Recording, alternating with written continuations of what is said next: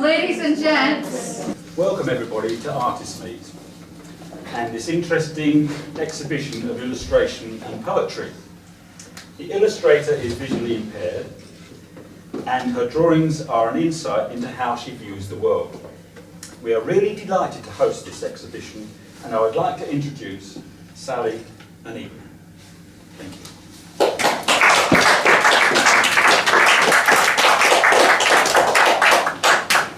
Hello everybody, can you all hear me? I would like to welcome all of you, and I've got some particular welcomes to Sue, who's come from Wales, and Andrew and Heidi, who've come from Derbyshire tonight, and we're also celebrating Shetland and Shetland music. So as you have noticed already, we've got musicians here who'll be playing the fiddle as we go through our poems and talking about our work. I just wanted to say a little bit about our project first of all. Edges and Extremes came about, it was an idea I think we had about a year and a half ago now, and we thought wouldn't it be nice, we've worked together for several years assisting other people to be creative with their lives, and we actually thought wouldn't it be nice to make our own work for a change, and we wanted to work out how we could do that. I'm a painter and drawer, and Evlynn writes poetry, and we were coming at things from a slightly different angle, but we thought maybe we could put these two disciplines together somehow and respond to a place in a collaborative way. So we went to Cornwall in about 2009 to see if we could get on. Because living with someone for a month is different to, being a colleague. It's not the same. The idea for the title really, Edges and Extremes, was that we wanted to go to the very edge of the British Isles. So we will go to Shetland and then right diagonally south across right down to Cornwall. So we're going to the far reaches of the British Isles, and we wanted to see how that really compares and contrasts, and maybe they've got things in common. We assume, go with assumptions that they might have, but they might not have. So we have done our first part in Shetland, and this really is celebrating a month we spent in Shetland. This idea of Edges and Extremes, we thought we were going somewhere really remote, and we thought it'd be like a retreat, and that we wouldn't see a soul, and it would all be quite moving and spiritual. And it was completely different. We met people from the fishing industry, people who were knitting, and people who were very related to the land and the history of Shetland. So those are the three things we concentrated on really. We're going to give you a sample. Evlynn will give you a couple of poems and we'll talk about a couple of the themes and some music. I want to do some thank yous first. Steve, I want to thank you. Steve Mannix has helped us with our application forms, and this is not a mean undertaking. Anyone who's involved in the arts or fundraising or anywhere to do with here, they will know that this is not an easy task, and Steve really helped us with our application to the Arts Council, got us a meeting with Clive Little at the Arts Council, who was really constructive and gave us some kind of sensible advice and said, you haven't got good enough partners, go and get them. So we did, so thank you so much to Steve and to Clive. And I also want to thank Melanie, I don't know where she's here. Yeah, for inviting us. And all sorts of people helped us, and actually the main people that helped us were people in Shetland. Everyone was so friendly, and we went with certain assumptions, as I was saying. We think it's going to be the edge, and we found we were in the middle, not the edge. And people just helped us out so much. I'm going to pass on, I think, to Evlynn to start us off. Well, to start us off. Okay, well thanks Sally, and again I mean just adding to that gratitude for you all for coming along here, and an unexpected guest, of course, unexpected in the fact that one, you said a few words of introduction which was lovely, and I believe that your dog is Scottish, so that is marvellous. Thank you very much, very so kind. thank you.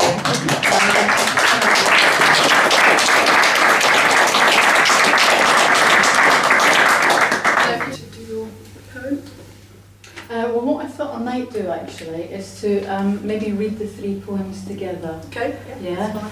And after that, I will read a poem inspired by Sally's image and the woman that is the original. Let's call her the original. Annie, who was the knitter of that piece. So we'll hear from Ashley.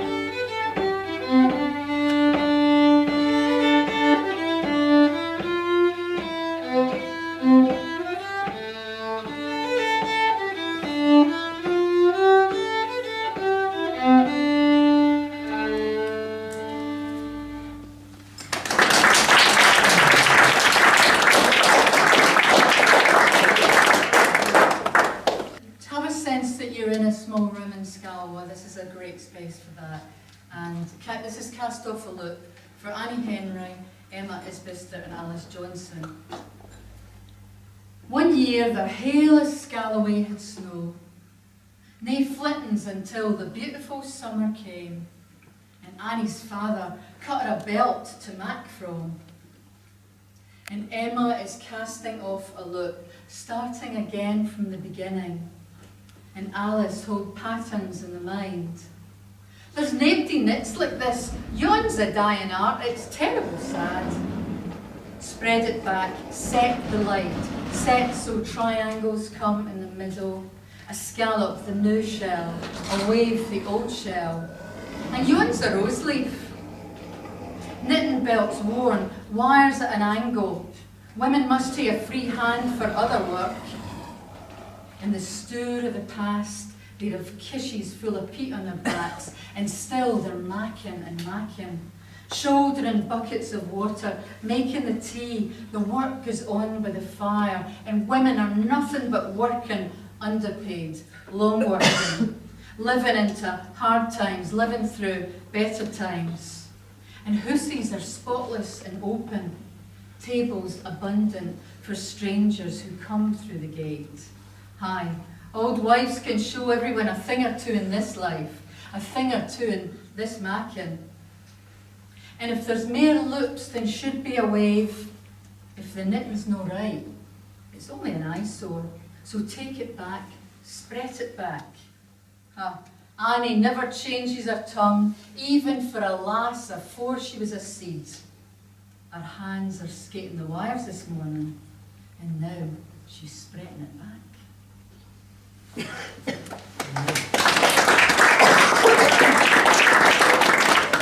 That was the day dawn, and as Sally mentioned, she was up at dawn often to do these scallop workers, to work with the scallop workers, and I was very inspired in watching not only the scallop workers, but watching Sally work and draw. It was incredible, and eventually realised there's such a rhythm, they were mirroring each other. So this is Scallop Workers 1 for Kevin, Andrea, Frank and Ludmilla, who are in this painting here. From one boat comes in 2,600 scallops, 100 a bag, a short day. Sometimes there are 5,000.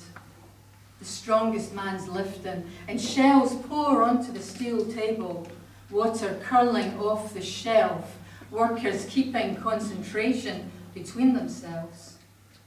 Two men's knives into shells, click, clack, each outer case, click, clack, flung into floor sack, and each scallop trimmed, skimmed over for the trim, 2 women complete.